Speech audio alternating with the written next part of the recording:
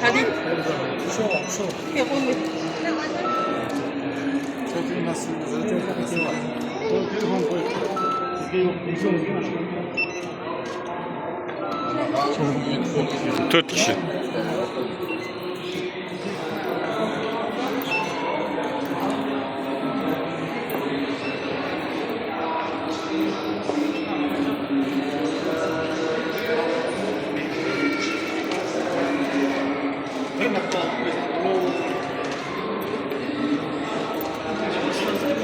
Hammaning bileti o'z qo'lida ochiq holatda tursin. 2-3 odam biletni olib turmang. Hammaning biletni o'z egalariga bering. Ichkari kirganimizda rasmga olayotganimizda, video olayotganimizda mehmonlar telefondan chiroqlarni yoqmasdan olamiz. Ular ichkari yoqmasdan olasiz. Yosh bolaga ehtiyot qilib, uchun ekspertga terib ko'rish kerak. Shuning uchun xizmat mehmonlar ehtiyot qilasiz.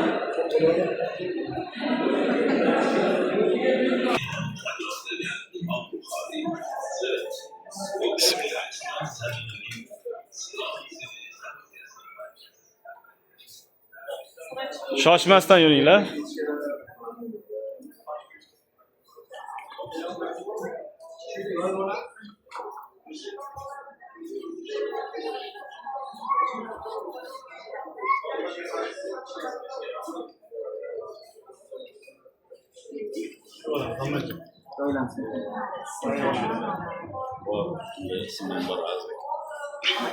Şuning.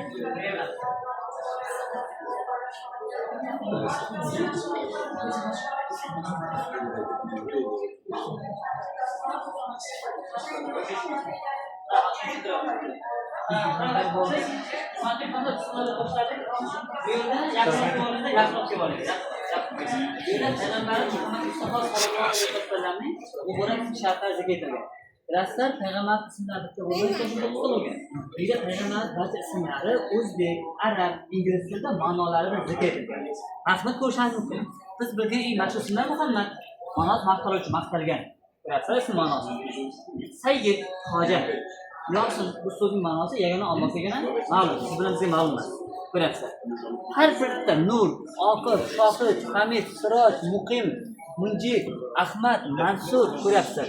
Tohir, Jabbor, Solih, Bashir barcha payg'ambar ismlari 3 ta tilda ma'nosi bilan zikr etilgan. Ko'ryapsizlar? Shu joyni o'zida ortga o'girdim, shu joyni o'zida ortga o'girdim. Ortga o'girsak, bu yerda Qur'oni Karim kitobida zikr etilgan 25 ta payg'ambar bor. Ko'ryapsizlar? Chap qo'llaringizga yuqoriga e'tibor bering, chap qo'l yuqoriga e'tibor bering. Birinchi raqamda qarang, Odam alayhissalom, ko'ryapsizmi? Bitta Odam alayhissalom. Ikkita Idris alayhissalom. Uchdan Nuh alayhissalom. To'rtta Xudo alayhissalom, ko'ryapsizmi? 10 qo'lga qarab hayotdan boraveryapti. 25-raqamda Muhammad Mustafa sollallohu alayhi vasallamning muborak ismi shartlari kelib to'xtayapti.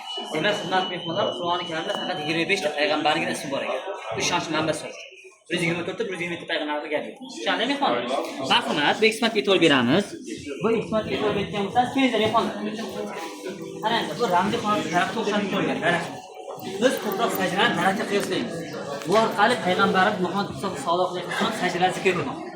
Alixon To'ra Sog'inning tarixiy muhammadiyatida yoziladi. Payg'ambar ajoblari Ibrohim Ismoil alayhissalomga kim bor qarshi esa Odam alayhissalomga boradi deyiladi. Bu esa mehmonlar huzurga soldi.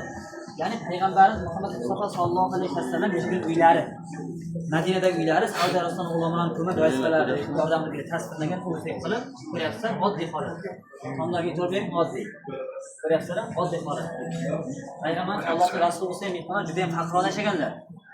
Juda ham faqirona yashaganlar, ko'ryapsizlar. Hop. Juda ham faqirona yashaganlar, ko'rishadi. Atrof qaranglar, uylarni. Tomlarga qarang. Bola yetib qolasizlar, tepasini ko'rish kerak. Bola tegib ketgan mehmonlar. Shuning uchun farzandlarga ehtiyot bo'laylik deb turibdi. Tom to'g'ri ko'ra olmayapmiz. Kimdir tegdi. Ko'ryapsiz. Mana shu holatda. Ana endi bu. Ana. Qarang, ko'rish chiqdi. Yani siz shundan qaranglar, oddiy, ko'ryapsizlarmi? Oddiy. Aynan juda oddiy faqirona ishlaydi. Haqiqatdan mehmonlar. Bu yer muborak Hiro g'ori. Balki shaxsga yaqinda joylashgan Hiro g'orida Alloh taoloning niyati bilan Jabroil alayhissalom vositasida ilk bor Qur'oni Karimning oyatlari nozil bo'ladi. İlk sura Aloq surasi yoki Iqro surasi deb ataladi. Birinchi nozil bo'lgan so'z Iqro, o'qib bo'lgan. Ichkarida aynan mana shu Aloq yoki Iqro surasi tilovat bo'layotgan bo'ladi. Hozir shakiramiz. Qur'on tinglashning o'zining odob axloq qoidasi bor. Juda ham yaxshi bilasiz. Ichkari kirganimizda so'zlashmaymiz, gapirmaymiz, ovoz chiqarmaymiz, rasmga tushmaymiz. Kirib, video bo'lsa videoni javob qo'yasiz, kirib, ko'rib, u eshikdan chiqib ketaveramiz. Qur'on odob axloq qoidasiga rioya qilasiz bo'ladi. Marhamat.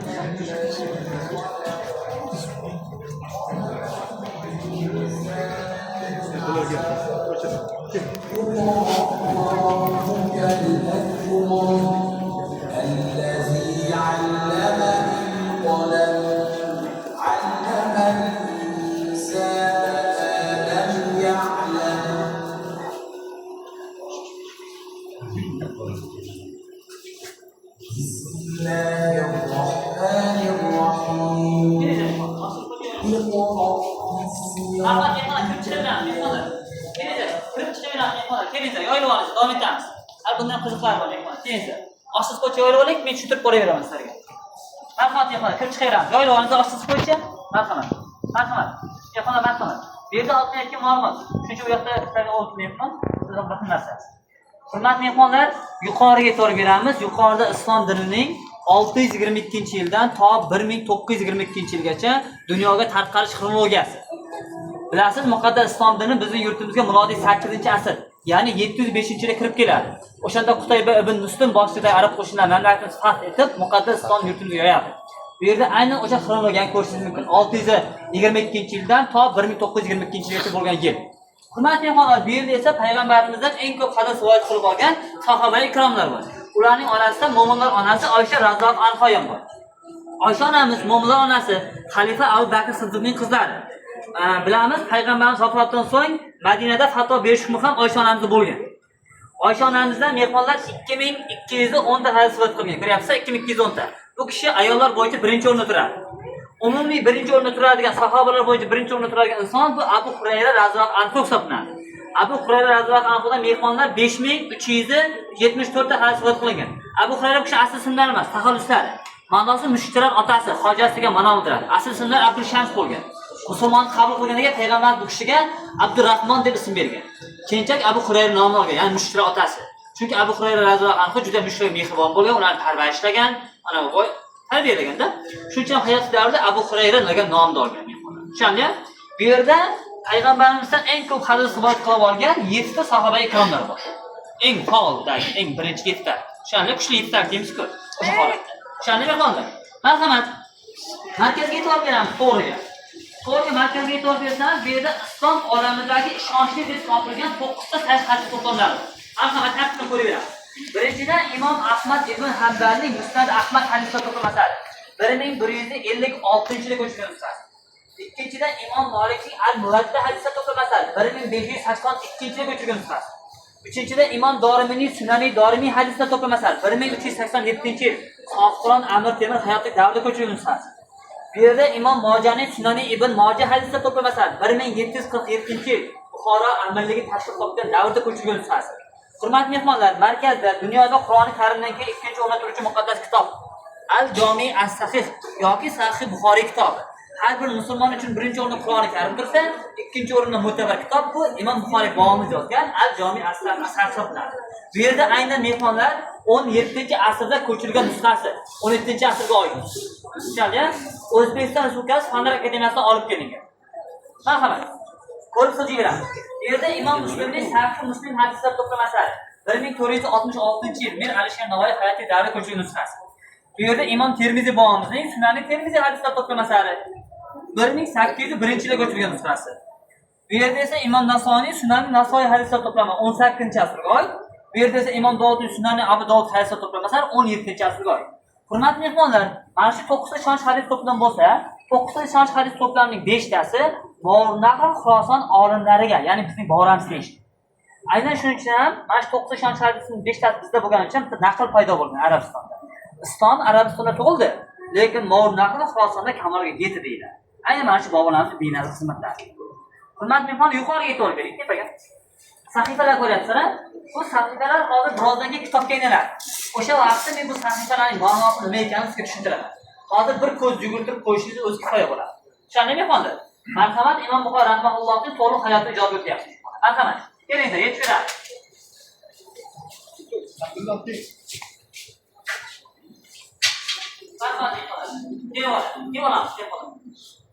Hurmatli mehmonlar, ekranning orqasiga e'tibor bering. Ekranning orqa qismiga, ichkariga. Ichkariga e'tibor berayotgan bo'lsangiz, 9-asrda, ya'ni Imom Buxoriy hazratlari yashagan davrda uy sharoiti, uy muhiti, loysuvoqlar, mana o'quvlarning darvoza, yerga qarang. Gilam to'shalgan tagi loysuvoq. Xuddi qishloqda hozir uylardek. Devorga qarang, loysuvoqlar, tokchalar. Kitob ataqlarni ko'ryapsizmi? Bu tarafda mana shamchiroq, xonuzlar, gilamlar, idishlar, lat, derazalar. Ya'ni Imom Buxoriy rahimahulloh yashagan davrda uy sharoiti shunday bo'lgan. Tushundingmi? Bu tarafga to'g'ri bering. Bu yerda Imom Buxoriy hazratlarining ta'lim olishi. Imom Buxoriy hazratlarining hadis bo'yicha birinchi ustozi Shayx Dohiliy bo'lgan. Aynan Shayx Dohiliydan ta'lim olayotgan ramziy maket holati, yuqorida ramziy rolik filmi. Ko'rasiz. Shayx Dohiliy Buxoroda Imom Buxoriyga ta'lim berganlar, hadis bo'yicha. Bu tarafga e'tibor bering, chap qo'l tarafingizda. Bu yerda Imom Buxoriy hazratlari qayerda kimlardan ta'lim olganligi. Diqqat qiling, Imom Buxoriy hazratlari Al-Jomi As-Usta mehmonlar 16 yil izlangan. Mana shu 16 yil ichida bo'lamiz 1080 dan ziyod insondan ilm olgan. 1080 dan ziyod inson Imom Buxoriyga ustozlik qilgan. Ayrim manbalarda bu raqam 1085 deb deyiladi. Mana shu jadval ko'rsatadi. Imom Buxoriy shunchaki joyga berilgan nisbat, ya'ni kunya, taxallus. Bobimizning asl ismlari bunday bo'lmagan. Imom Buxoriy hazratlarining asl ismlari Muhammad bo'lgan. Ya'ni payg'ambarimizning adasi bo'lgan. Otasi ismlari esa Ismoil bo'lgan. Qisqa ismlari Muhammad ibn Ismoil bo'lgan. To'liq ismlari esa Abu Abdulloh Muhammad ibn Ismoil ibn Ibrohim al-Jadir al-Buxoriy bo'lgan. Imom Buxoriy hazratlari hijriy 194-yil Shavvol oyining 13-kunida, juma kuni, juma namoziga tavob topadilar. Biz buni milodiy hisobga aylantirsak, 810-yilning 21-iyul sanasiga to'g'ri keladi. Yaqin bo'ldi. Boshdan tanib Buxoroda olgandan keyin Imom Buxoriy hazratlari Nishob, Eron respublikasiga, keyinchalik Makkaga haj ziyoratiga boradi. Makkaga haj ziyoratiga borganda bobomiz 16 yoshda atrofida bo'lgan. Yonida onasi va akasi Ahmad bo'lgan. Haj ziyoratini amalga oshirgandan keyin onasi va akasi ijozat so'rab Imom Buxoriy hazratlari Makkada qoladi. Onasi bilan akasi Ahmad Mo'g'ul naqlga, ya'ni yurtimizga qaytib ketadi. Keyinchalik Imom Buxoriy hazratlari o'zi Makka, Madina, Bag'dod, Misr marhamat xatga qarang. Tabiiy safar davrlarida ilmiy safarni amalga oshiradi. Hayda diqqat bilan qarang, kim oladi? Yuqoridan boshlangan safar Mark o'tyapti. Markdan Turkiya, Misrga, Misrdan Nishon, Mashhad. Mashhaddan esa Basra, 1296 km. Basradan Kufa, 438 km. Kufadan Madina, 1417 km. Madinadan Toifga 92 km, Toifdan Makka, Buxoroda harakatlanib kelgan Imom Buxoriy hazratlari. Buxorodan chiqib, Imom Buxoriy hazratlari safar bir marta tugatish, qaytishmas. Bir marta boshib o'zga mehmonlar 14000 km. Agar qaytishni hisoblasangiz, umumiy masofa 30000 km atrofida bo'ladi. Agar shaharlar orasidagi umumiy borib kelishdan hisoblasangiz, umumiy masofa 40000 km atrofida chiqadi. Bu degani mehmonlar yerning ekvator aylanasi degani. Eng qiziqi shuncha masofani Imom Buxoriy hazratlari asosan piyoda bosib o'tganlar, tuyada kamroq yurganlar. Nega deb savol berilsa, har doim bir javob qaytarganlar. Hayvonning ham o'zining haqqi bor deb javob qaytaradi. Tushunasizlar mehmonlar? Imom Buxoriy hazratlari asosan 28 ta katta shahar orasida harakatlangan. Marhamat. Bu yerda Imom Buxoriy hazratlari qaytishini ko'ryapsiz. Termiz, Buxoro. Imom Buxoriy hazratlari 869-yilda Buxoro shahriga qaytib keladi. Buxoro shahri buyuk farzandni katta to'y tomosha bilan kutib. Lekin ming afsus, Buxoroning hukmdori Xolid ibn Ahmad uning atrofida ayon va o'g'lonlarning fitnalari, bo'xtonlari, tuhmatlar tufayli Imom Buxoriy hazratlari o'z ona shahri Buxoroga chiqmay qoladi. Ne joylardan shohona takliflar rad etib kelgan Imom Buxoriy hazratlari Buxoro shahri bunday muomala qilmagan. Bu Imom Buxoriy hazratlari juda og'ir batgan. O'shanda Imom Buxoriy hazratlari ham jismonan ham ruhan zaiflashib qolgan. Shunday og'ir vaziyatda Imom Buxoriy hazratlariga Samarqandliklar, Samarqand ulamolari maktub yozadi.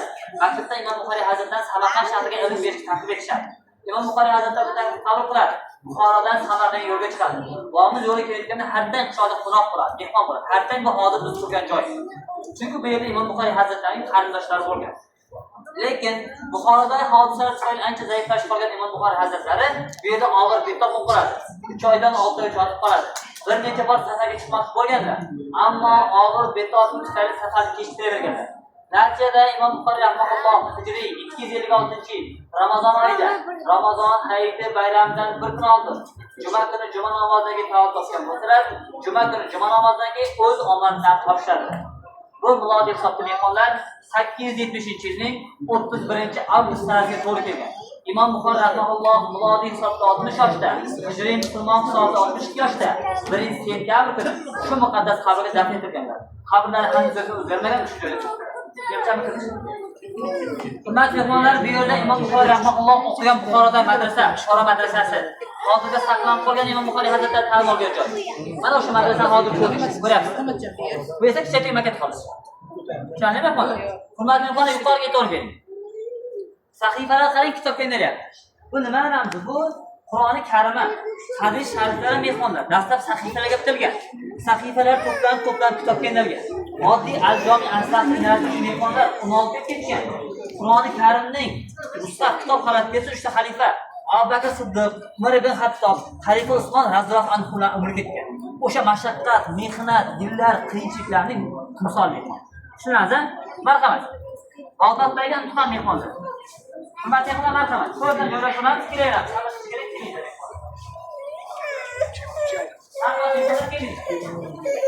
Hurmatli mehmonlar, bu Bag'doddagi imtihon.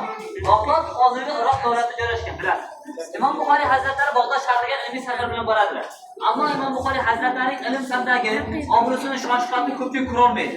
Shuning uchun ular nima qiladi? Imom Buxoriy fitna uyushtirishadi. Fitna uchun mehmonlar 10 ta ulamo yig'iladi. 10 ta ulamo yig'ilib Imom Buxoriy hazratlariga 10 tadan jami 100 ta hadisdan savol tayyorlaydi. Lekin ular aytgan hadislarning roviysini buzadi. Roviy degani mehmonlar hadisda aytuvchi inson. Agar bu akam menga hadis aytib bersa, akam roviy bo'ladi. Ya'ni hadis aytuvchi inson bo'ladi. Ular o'sha roviylarni buzadi. Ya'ni faloncham, pistoncham, faloncha chakashib tashlaydi. Maqsad Imom Buxoriy hazratlari sharmanda qilish. Bu imtihon bo'layotganini eshitib 8 mingdan ortiq inson yig'iladi. Imom Buxoriy hazratlari soxta savollar beriladi. Imom Buxoriy hazratlari 100 ta soxta savolga bir xil javob qaytaradi. Men bunday hadislarni bilmayman dedi. Shunday yig'ilganlarning hammasi Imom Buxoriy hazratlari ustida kuladi. Shuni yolg'onchi, ikkiyuzlamachi, riyokor deydi. Lekin Imom Buxoriy hazratlari o'zini yo'qotmasdan o'tirib 100 ta hadisni bir boshda to'g'rilab aytib beradi. To'g'rilab aytib berganda e'tibor bering, nima deydi? Siz 11-hadisda aytayotganda shunday xato yo'l qo'ydingiz. Siz 23-hadisda aytayotganda shunday xato yo'l qo'ydingiz. Siz 47da, siz 61da, siz 78da, siz 83da, siz 99-hadisda aytayotganda shunday xatoga yo'l qo'ydingiz. Ya'ni Alloh taoloning inoyat va kuch-qudrati bilan Imom Buxoriy hazratlari 100 ta hadisni xatosidan tashqari 10 ta ulamo 100 ta qaysi bir natija navbatda aytgangacha Imom Buxoriy hazratlari xotirasi hisoblanadi. Alloh taolo uzoq shunday kuchli xotirani nima berdi. Tushunarlimi mehmonlar? Marhamat mehmonlar, to'g'riga to'g'ri beramiz. To'g'riga to'g'ri bersak, bu yerda Imom Buxoriy hazratlarining asarlari. Faqat mehmon keladi. Imom Buxoriy hazratlari umri davomida 24 ta asar yozgan. Mana bu yerda 24 ta asar ko'rishamiz mumkin. Mehmonlar, yaxshi rasmli videoga boshlab beraman. Ya'ni oramizda hech kim al-Jomi al-Sahihdan boshqa Imom Buxoriy hazratlarining asarlarining nomini bilmaydi. Bu yerda asarlarning barchasi nomi, uning tarjimasi, nima xususida ekanligi va qancha ma'lumot borligi to'liq yoritilgan. Mehmonlar. Qarang, mana ikkinchidan qarang. At-Tarix as-Sag'ir bo'lsa, ma'nosi kichik tarix degan ma'noni bildiradi. Ko'ryapsiz? 2997 ta roviy, ya'ni bu yerda xaridlar butun sahifada ma'lumot beradi. Faqat rasmiy video va kitob qarang. Nima qilmaydi? Hurmatli mehmonlar, 7 yoshdan 12 yoshgacha bo'lgan bolalar oldiga chiqaring. Telefonlarni qo'llardan olib 7 yoshdan 12 yoshgacha bo'lgan bolalar oldiga chiqaring. 7 yoshdan 12 yoshgacha bo'lgan bolalar teng. Boring, oldiga boring. 7 yoshdan 12 yoshgacha bo'lgan bolalar oldiga chiqaring mehmonlar. 7 yoshdan 12 yoshgacha bo'lgan bolalar. Bolalar hurmatli mehmonlar uchun bergan bo'limiz 7 yoshdan 12 yoshgacha bo'lgan bolalarga mumkin. Ziraklarimiz, mana tushunaymiz, bilmaymiz, ziraklarimiz, tushunaymiz, sanqtiramiz. Mana yerlarni joylashtiramiz, ketsalarimiz.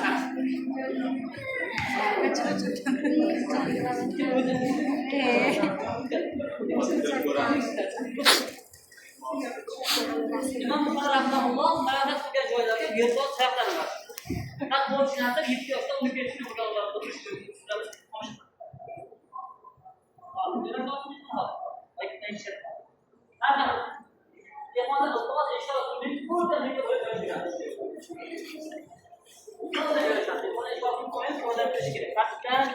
ko'cha qarashaverdi, bu yoqqa qarab. Rahmat mehmonlar. Rahmat.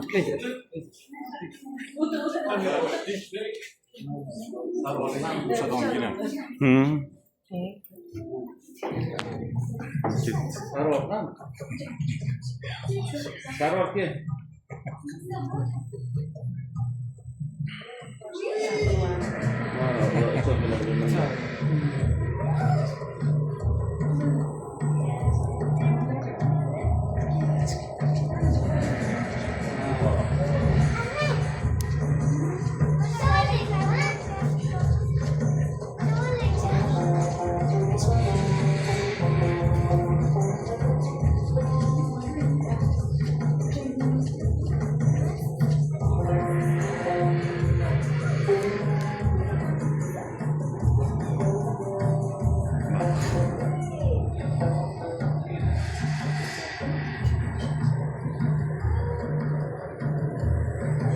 Çok değil mi?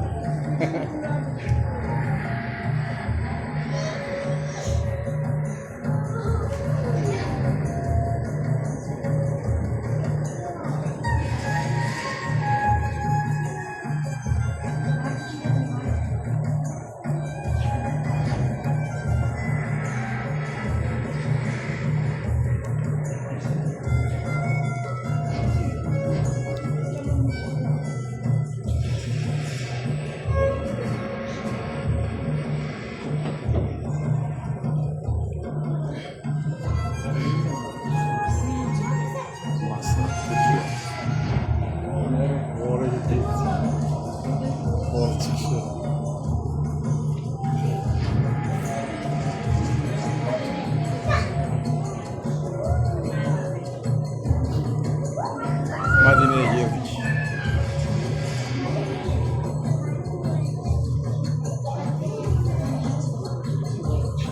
Kupa maçı.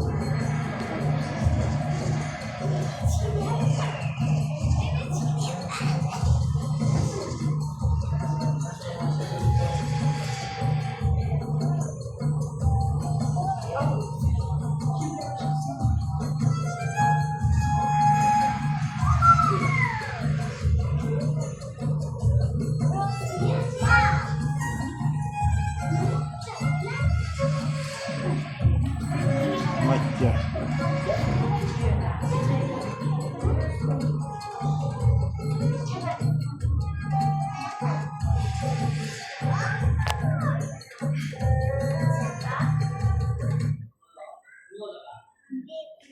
Oldu mu?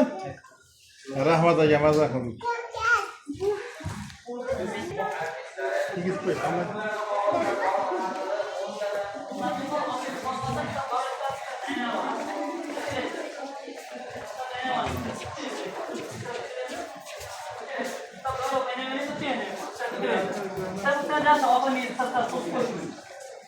Mehmon, ana, turib o'ting.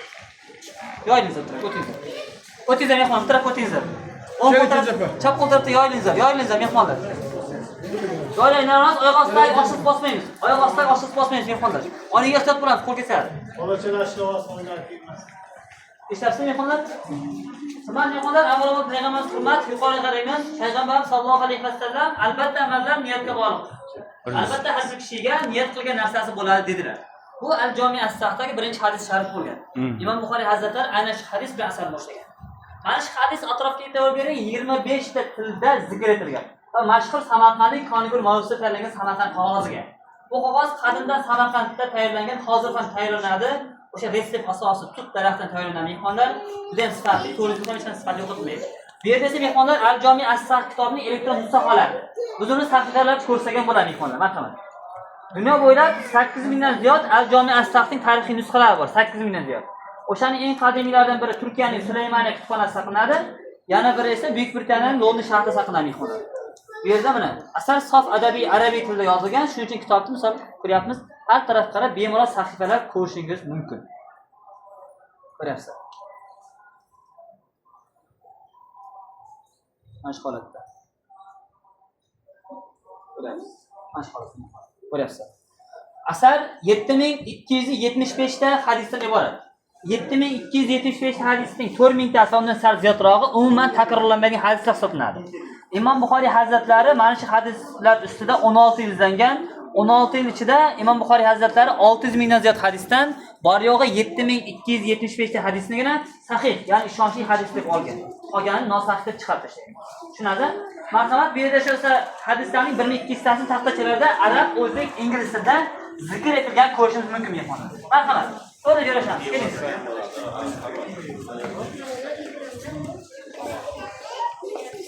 Marhamat, mehmonlar kelaveramiz. Bu yerda mehmonlar har bir taxtachada bittadan 3 ta hadis jamlangan. Har bitta hadis 3 ta tilda, arabcha, o'zbekcha, inglizcha zikr etilgan. Bo'ldimi? Marhamat, mehmonlar.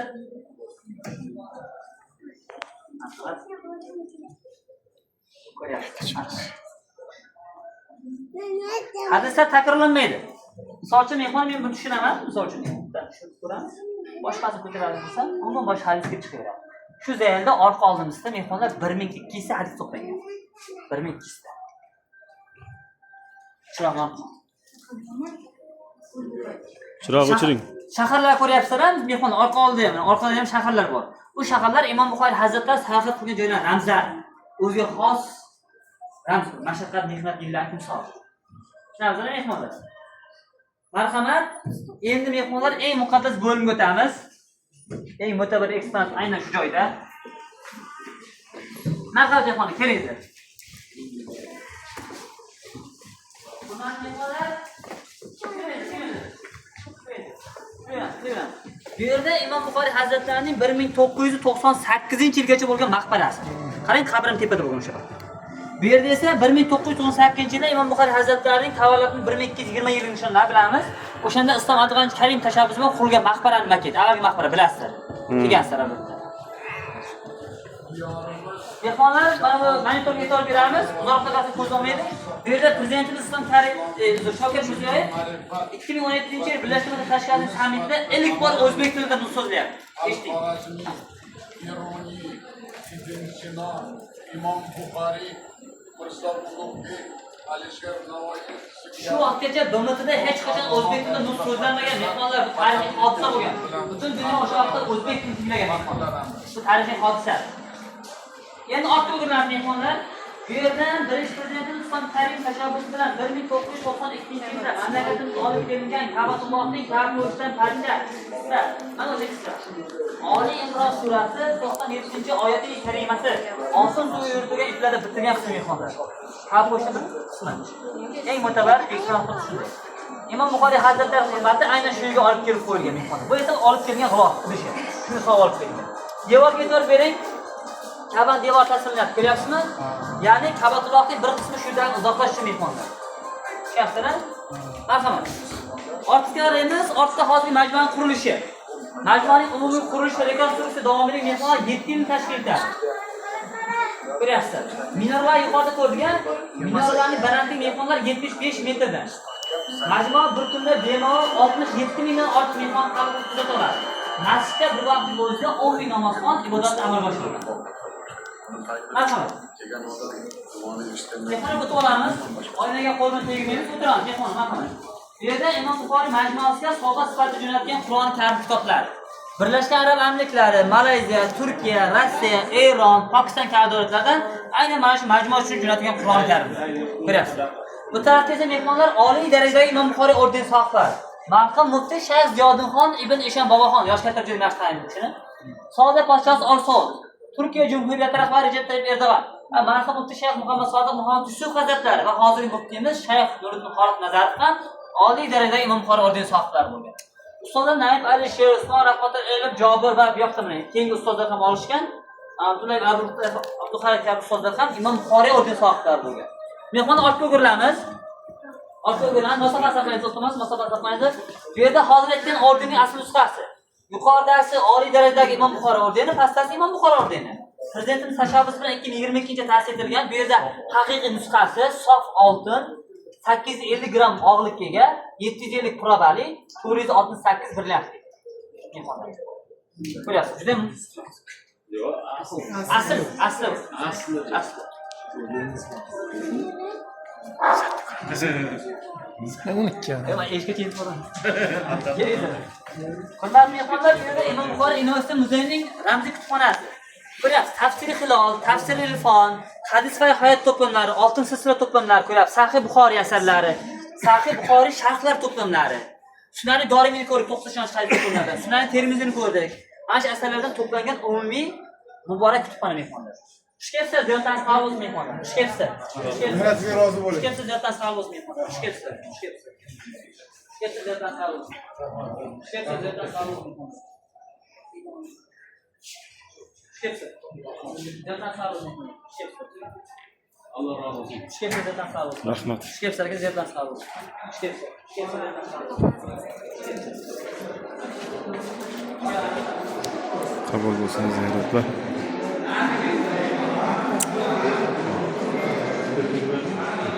Bir borib kelgan yo'ldik-a? Ay, qaratami? Qarat ish ichanda boradi? Nega? Ichanda taratxona boradi.